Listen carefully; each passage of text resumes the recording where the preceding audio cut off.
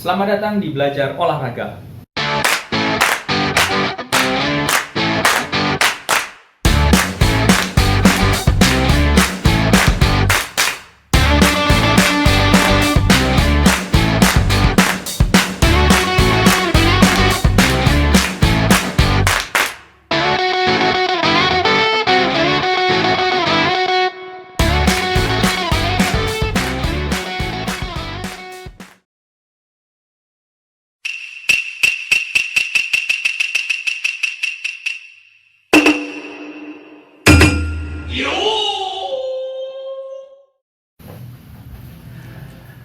Sebelum kita mulai belajar karate, ada baiknya kita mengenal hal-hal yang bersifat teoritis yang ada hubungannya dengan latihan karate sehari-hari, agar kita lebih mudah dalam memahami materi selanjutnya.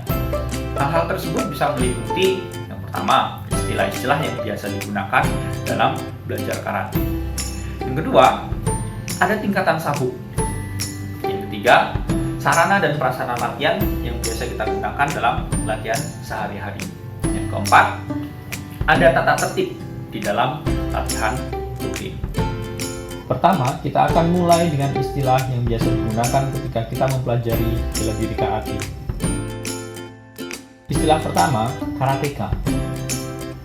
Karateka adalah sebuah sebutan untuk semua orang yang terlibat dalam disiplin ilmu bela diri karate, baik itu murid ataupun para instrukturnya. Yang kedua, istilah yang biasa kita gunakan adalah yoi. Yoi adalah kata perintah yang berarti siap.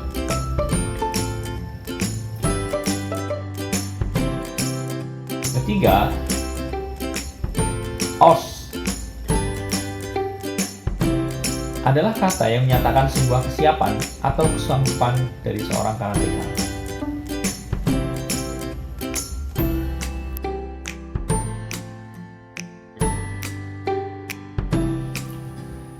Yang kedua, ada tingkatan sabuk. Karateka dapat dikelompokkan berdasarkan tingkatannya, di mana masing-masing tingkatan memiliki materi yang berbeda. Ada dua macam tingkatan di dalam karate, yaitu tingkat Kyu dan tingkat Dan. Tingkat Kyu adalah karateka tingkat pemula. Mereka disebut Mudansa, dan di Indonesia umumnya disebut dengan Kohai. Level ini dimulai dari bilangan besar ke bilangan kecil, seperti Q6 ke Q1, dan umumnya dimulai dari warna putih, kuning, oranye, hijau, biru, coklat. Sedangkan di Jepang sendiri, ada yang dimulai dari Q10. Hal ini sebagai pembeda yang mengacu pada tingkatan penguasaan materi dasar dari perguruan karate yang mereka ikuti. Yang berikutnya ada tingkatan Dan. Tingkatan Dan adalah tingkatan yang diberikan untuk karateka tingkat lanjut atau mahir. Mereka disebut Dansa, dan umumnya level ini dimulai dari bilangan kecil ke bilangan besar. Jika di Q tadi dari bilangan besar ke kecil, maka di Dan dari bilangan kecil ke bilangan besar. Contoh Dan 1, Dan 2, dan 3, dan 4, dan seterusnya. Karateka tingkat Dan lebih tekankan pada tingkat penguasaan jiwa melalui pemahaman teknik berdasarkan substansi filosofis yang ada di dalam perguruannya masing-masing. Warna ikat pinggang yang paling umum dipakai adalah ikat pinggang warna hitam. Khusus Yudansa, ada banyak istilah yang lebih spesifik dalam hal penyebutannya. Yang pertama, ada senpai, yang berarti senior. Biasa digunakan oleh para kohai untuk memanggil mereka yang memiliki jabatan sebagai asisten pelatih atau pelatih biasa dengan kualifikasi Q3 sampai dan 3. Yang kedua, ada sensei, yang berarti guru. Umumnya digunakan untuk menyebutkan Yudansa atau sabuk hitam dengan kualifikasi Dan 4 hingga Dan 5, atau pelatih kepala dapat dipanggil dengan sensei. Yang ketiga ada renshi, yang berarti guru ahli. Biasa digunakan untuk menyebutkan yudansa dengan kualifikasi dan 6 sampai ke dan 8. Ada istilah lain untuk menyebut renshi, yaitu daisensei atau kyoshi. Yang keempat ada shihan, yang berarti guru besar. Biasa untuk menyebutkan yudansa dengan kualifikasi dan 9 sampai dan 10. Atau ada istilah lain yang bisa disebut dengan kanshi. Pembahasan kita selanjutnya adalah tentang sarana dan prasarana latihan.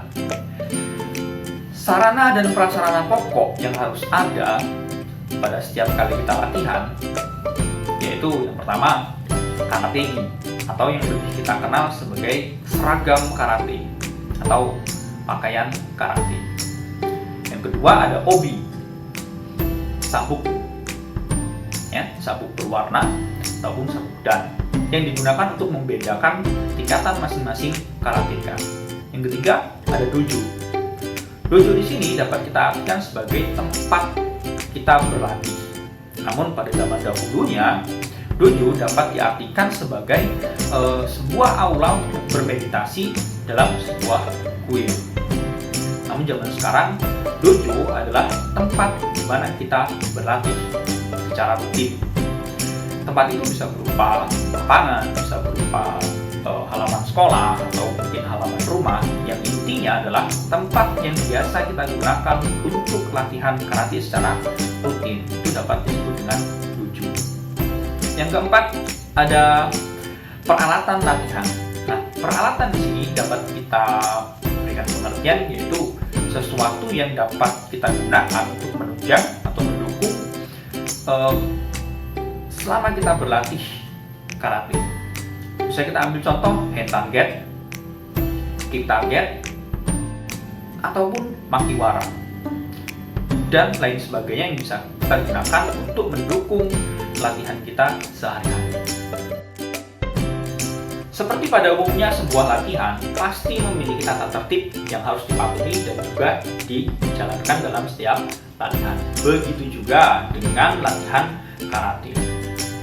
Di dalam latihan karate, tata tertib yang dimaksud adalah rangkaian atau sebuah proses yang harus ada dalam setiap kali latihan rutin di dojo. Jika mengacu kepada tradisi asli karate do, maka minimal ada 8 rangkaian yang harus dilakukan dalam setiap kali latihan.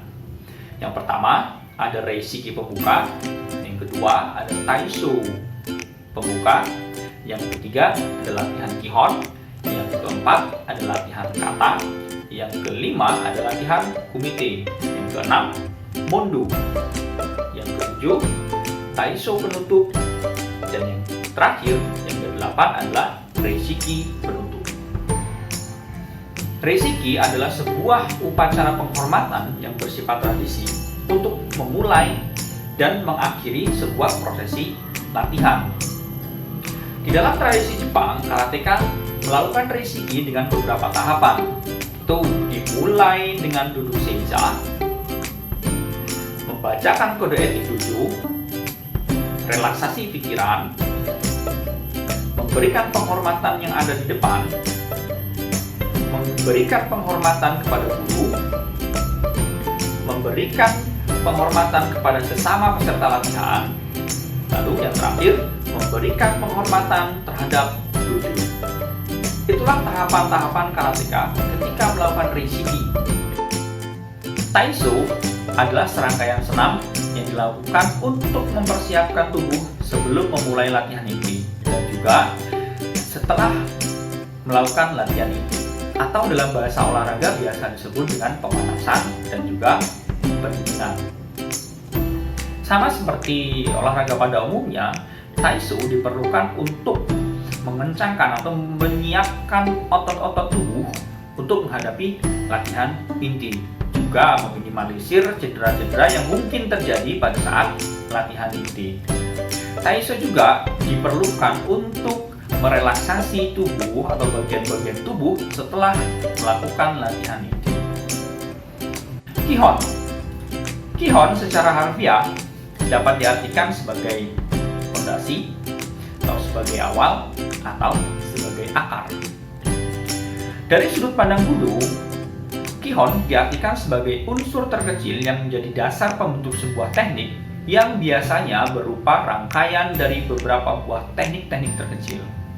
Sedangkan dalam sudut pandang karate do sendiri, Kihon lebih berarti sebagai bentuk-bentuk baku yang menjadi acuan dasar dari semua teknik atau gerakan yang mungkin dilakukan dalam sebuah kata atau kumite.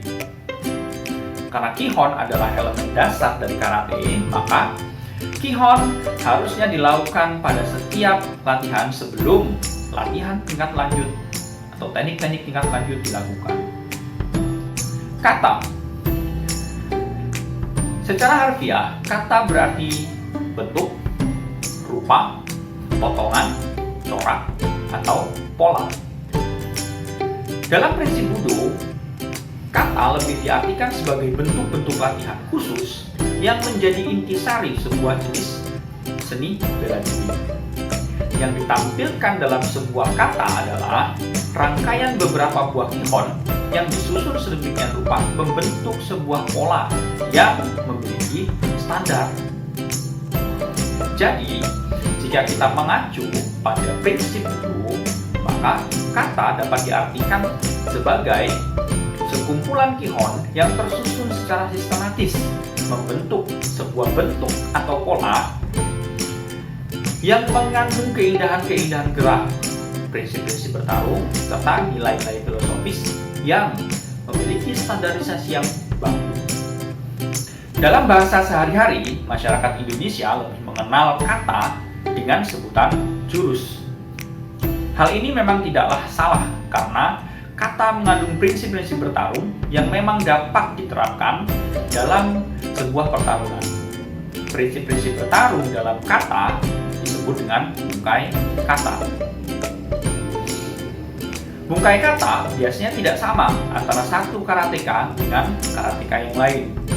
Hal ini dikarenakan cara setiap karateka dalam memahami sebuah kata memang berbeda-beda, tergantung dari kreasi dan karakter dari masing-masing karateka itu sendiri. Kumite. Secara harfiah, kumite memiliki arti tangan-tangan yang bersilang, tangan-tangan yang beradu, dan juga pertemuan tangan.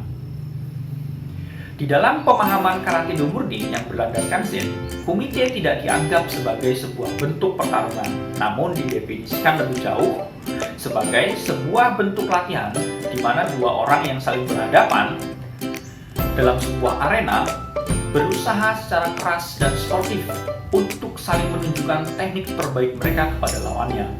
Tentu tetap tunduk di dalam aturan-aturan yang sangat ketat.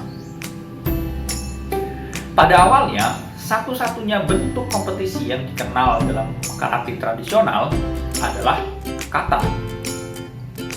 Baru pada tahun 1920-an dimulai usaha perumusan bentuk baku dari apa yang kita kenal saat ini sebagai kumite, dengan mengadopsi model pertarungan kendo dan juga pertarungan dari bela diri judo. Pada dasarnya, semua bela diri melibatkan tentang cara bertarung atau kumite. Bagaimanapun juga, para karateka harus tahu bahwa karate berarti mencegah pertarungan.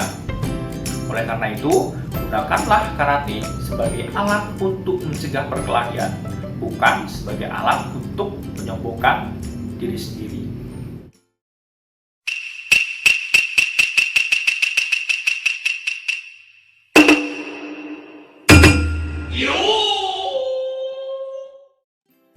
Pembahasan terakhir kita ini tidak kalah penting dari pembahasan kita yang sebelumnya, yaitu tentang falsafah yang ada di dalam bela diri karate. Di dalam setiap cabang ilmu yang kita pelajari, pasti ada disiplin yang harus diikuti dan diterapkan dengan baik oleh para pelajarnya. Begitu juga dalam mempelajari cabang ilmu bela diri karate. Disiplin yang diterapkan dalam mempelajari ilmu bela diri karate tidak lepas dari nilai-nilai filosofis yang terkandung di dalam makna karate do itu sendiri. Ada banyak falsafah yang diajarkan oleh para sensei di masa yang lalu, di mana falsafah tersebut mengajarkan tentang semangat belajar, teknik, strategi bertarung, dan juga keseimbangan. Pada kesempatan kali ini, kita akan mencoba mengenal dua falsafah pokok di dalam karate, yaitu Nijokun dan juga Mizuno Kokoro. Nijokun adalah 20 kode moral wajib untuk karate do yang merupakan ajaran terpenting dari Kichin Funakoshi. Nijokun menjadi sangat penting karena di dalam Nijokun sendiri sudah terangkum berbagai macam kode etik dan juga semangat belajar yang jika kita terapkan akan membantu karateka dalam memahami prinsip karate do yang sebenarnya.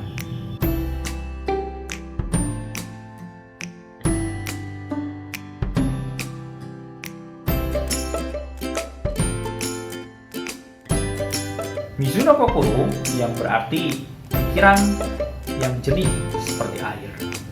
Maksud dan tujuan dari Mizuno Kokoro adalah di dalam ilmu bela diri karate, pikiran perlulah dijaga dan dilatih agar tetap tenang.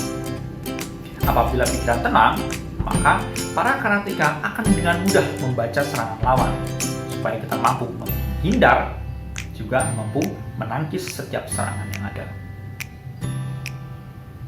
Dengan sejarah yang panjang ini, karate mengajarkan banyak hal tentang tidak hanya sebagai olahraga semata, namun karate juga merupakan sebuah prinsip yang dapat kita terapkan dalam keseharian bermasyarakat, menciptakan pribadi yang kuat dan penuh dengan motivasi. Dengan begitu, pantaslah jika kita menyimpulkan bahwa karate adalah sebuah hasil ideologi yang terwujud dalam bentuk ilmu bela diri sebagai jalan untuk menyempurnakan kepribadian.